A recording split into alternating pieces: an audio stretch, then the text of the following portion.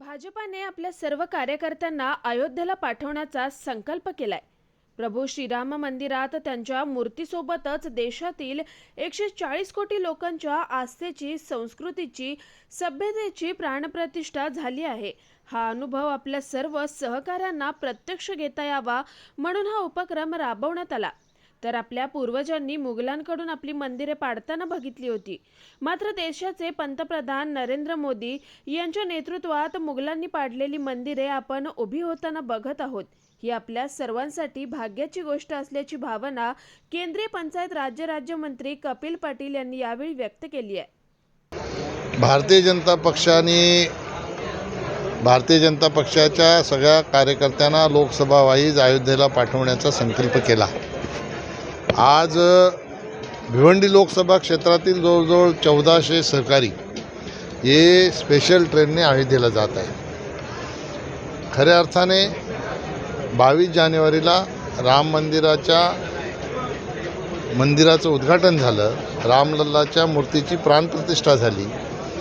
ही फक्त मूर्तीची प्राणप्रतिष्ठा नाही, तर आपल्या भारतीयांच्या 140 करोड भारतीयांच्या आस्थेची प्रतिस्थापना झाली होती, प्राणप्रतिष्ठा झाली होती.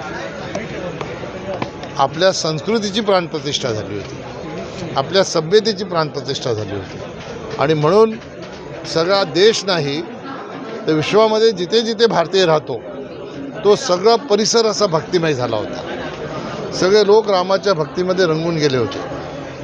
आणि तो अनुभव आपल्या सगळ्या भिवंडी लोकसभा क्षेत्रातील कार्यकर्त्यांना प्रत्यक्षात रामाच्या दर्शनाने घेता यावा म्हणून आज आपले सहकारी या स्पेशल ट्रेनने तिकडे जात आहेत. हे सगळे लोक भाग्यवान आहेत.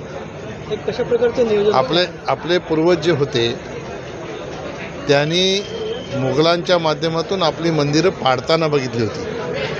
आपण भाग्यवान याच्यासाठी आहोत की देशाचे प्रधानमंत्री नरेंद्र मोदीजी यांच्या नेतृत्वात मुघलांनी पाडलेलं मंदिरं ही आपण उभी होताना बघतो.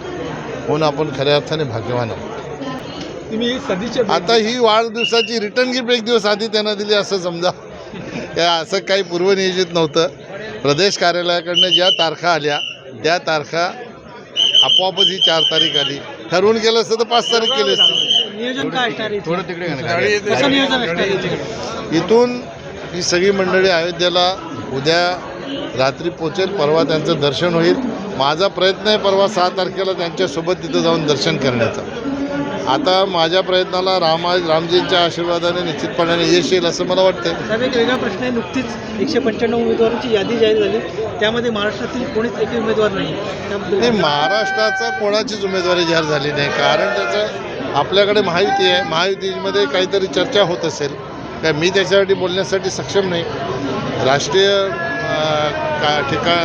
कार्यालयाच्या माध्यमातून राष्ट्रीय अध्यक्ष हे निर्णय करत असतात आणि स्थानिक पातळीवर राज्याच्या पातळीवर प्रदेशाचे अध्यक्ष याचा निर्णय करत असतात. त्याच्यामुळे उचित वेळ आली की महाराष्ट्राची यादी जाहीर होईल.